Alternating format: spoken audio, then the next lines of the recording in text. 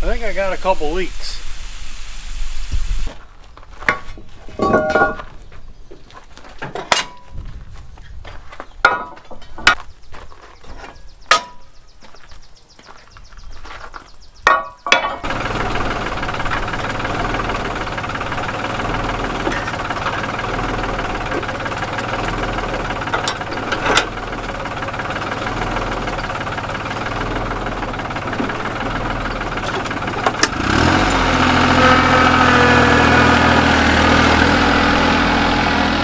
Hey everyone, my name's Matt and welcome to Cobb Hill Farms. It's moving out day for the first batch of broilers. We're going to go load them up here in the chicken cart. We're going to get them put out in the pasture box. And then we got to clean up the brooder and get that ready for the next batch of chicks.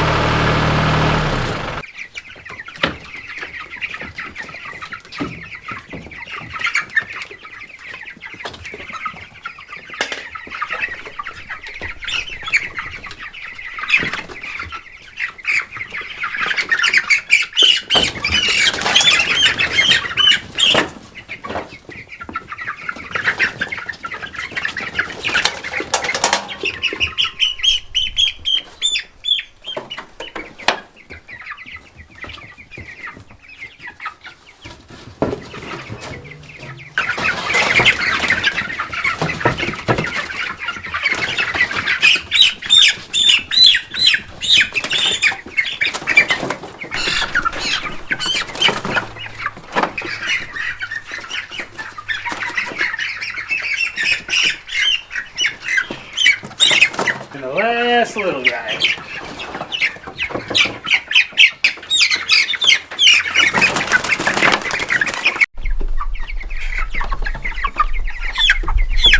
There they are. That went a little easier than I was expecting. Usually I have some help running the gate here on the trailer, but Logan's at school and Stacy's working. I'm the only one goofing off here today, so let's get these ladies out into the pasture box.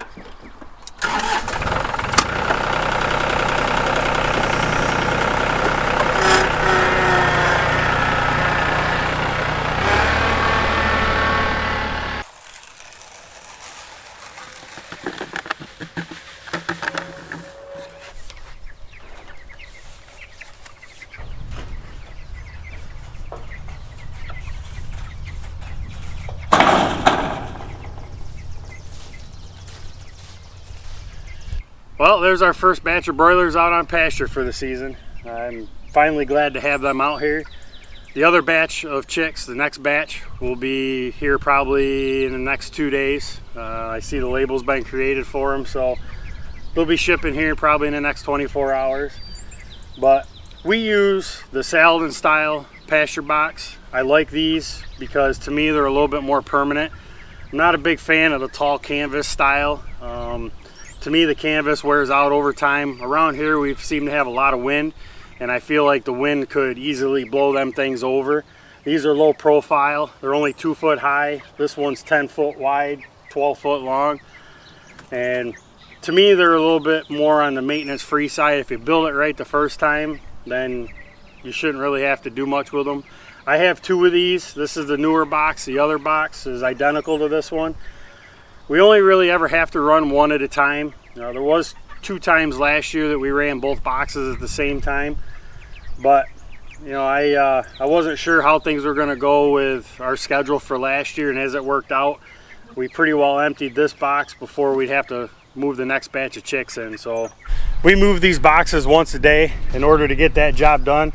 I built this handy dandy cart out of, I think it's 1.25 inch trampoline tubing. This is an old trampoline frame, and I just welded a couple sections together. I had a couple wheels that I mounted to it, and it's pretty light. You know, Logan and I have no problem. Stacy has no problems moving it around, and it goes underneath the box and picks the back of the box up, and then the front of the box has one of these cords. You just pick up on that and you can move the box length. You can move the box ahead a full box length, and I like this because that one cart will move as many boxes as we have. I don't have to come up with a whole wheel system to try to pick the back end of these boxes up and have all kinds of different wheels on boxes to maintain. I don't know, just this seems more economical and more sensible to me. So this is our broiler setup. We get it ready for the next batch of chicks.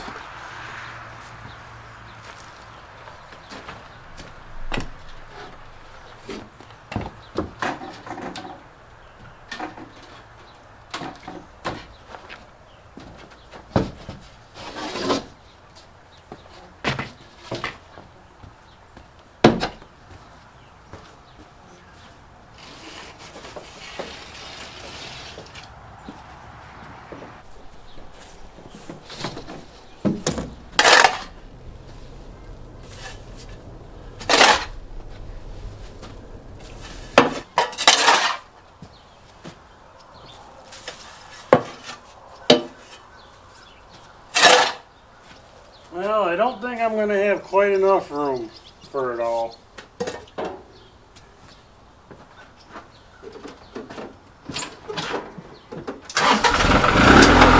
Well, it was nice while it lasted. 3 days of sunshine, and now we're back to clouds and a chance of rain and thunderstorms all week. I wonder if it's ever going to dry out.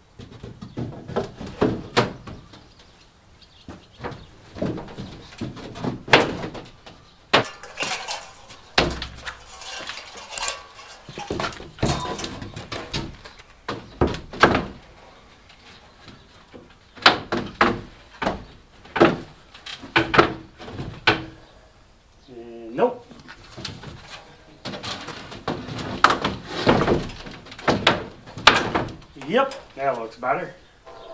Now before the next batch of chicks arrives, I'll go through and clean all this up, disinfect it, and it'll be good for round number 2. Alright, what are we gonna do next? I think we'll get this stuff right here.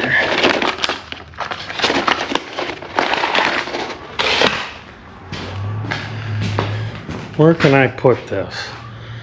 You know, somebody really needs to clean this shop up.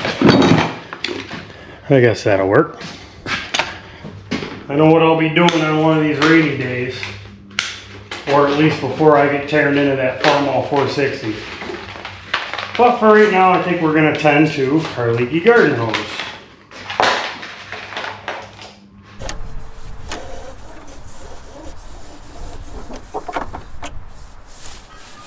I'll just wind this up for now. One of these days I'll hook this back up and figure out where my leaks were, and if I got to cut a section of hose out, then I will. Like right there's a bad spot. I'm not going to throw it out because you never know. You might find a use for it even if I got to shorten it up and splice it back together.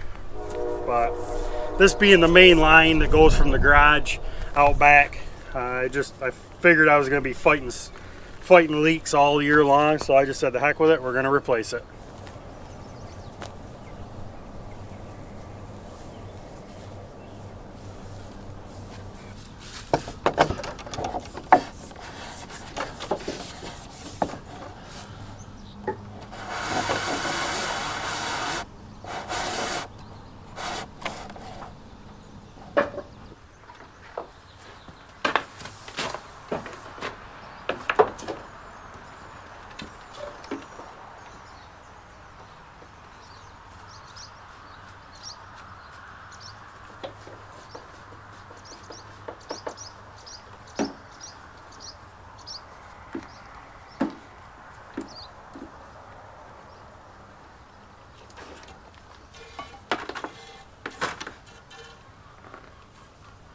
There's that end. This hose I'm replacing, I think, was just a standard duty hose. The new one I just bought is a heavy duty hose, so hopefully it'll last a little bit longer. But it also might help if I picked it up in the winter time and didn't let it freeze or let it get run over with a snowmobile.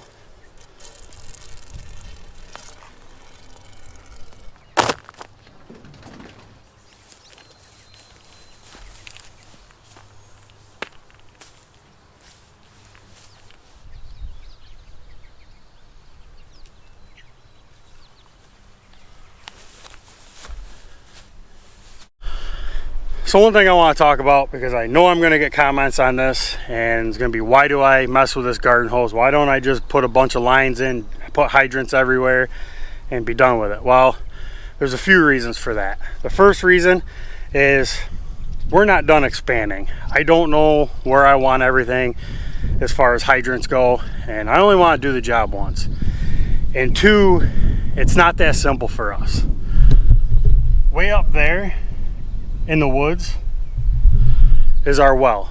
We're on a well system around here. We don't have municipal water running by the house. Our well's only 15 feet deep. It's a shallow well. It's fed by a spring. So that means our well pump is in the house. So judging the distance, just to give you an idea, that's probably 1,000, 1,200 feet from where the well is down to the house. It might even be more, I'm just guessing. So you have what I'm going to call head pressure from the well down to the well pump at the house. There isn't sufficient enough pressure there to feed water line. So what I would have to do is, if I was to tie into our existing well system, tie in down at the house from the pressure line, bury the line all the way up along the driveway, and then run it wherever I want to go. Or I have to come up with a different location and put a well in somewhere up here and then branch off of it doing that way. So for right now, until we decide exactly where we want all our hydrants to be and we're done expanding, the garden hoses. They work well for the few months out of the year that we can't use them. We have an alternate system that works for doing that. So like I said, when I blow a hose or I get, you know, one with multiple leaks, for the 50 bucks it cost me for this hose, I'll just go buy a new hose. So it's what works. It works for us, and yeah, maybe down the road we'll do something different, but not in the near future. All right, let's check it for leaks.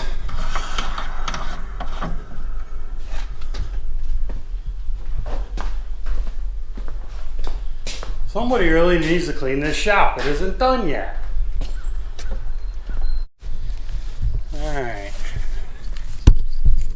No leaks at the Y. That's good. No leaks here at this Y.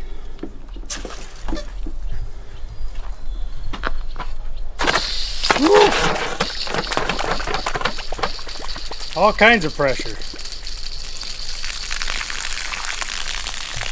Wow. I haven't had a stream like that in a while.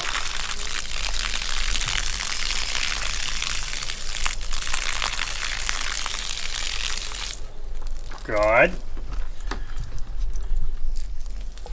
Hooray, we got our leaky hose fixed. I hate having a leaky hose. Let's go see how our regulators are doing. And I already spot a suspicious one. Right over there.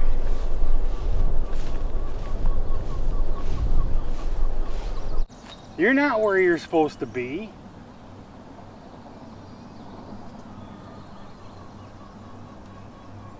We've had a couple birds get out, nothing major. I found a spot over here in the corner where they were ducking underneath the fence. There was a gap there, so I put a rock there. We had, I don't know, 4 or 5 Rhode Island Reds out, but they found their way back, so we didn't have to chase any around. These white leghorns, last year we had a few get out almost every day, but they never went very far, and they usually went back in. So, you know, if I see them out, I necessarily don't worry too much about them until it gets to be later in the evening, and then I try to corral them back. But usually they find their own way back, so they sure are enjoying being out here on the grass though. Alright, let's take a walk out and look at our cattle pastures. This is the part that is not fenced in yet that I want to fence in eventually, where we ran the broilers last year. And I cannot believe how tall this grass is. It's knee high on me. This is nice and thick. I can't wait to get this fenced in for the cattle. Over here is some of our existing fence line, which we have some to fix. I took some of this down here when I took these couple trees out that were right here earlier this early spring, late winter, whatever you want to call it. So we got to fix this fence line down through here. But this area over in here generally is on the wet side, usually standing water. And I'm coming out here to see how much standing water, if any, is out here, because usually with the amount of rain we have had, this would be way too soft to turn the cattle out into. And yeah, there's a little bit of standing water over in here, over in this area.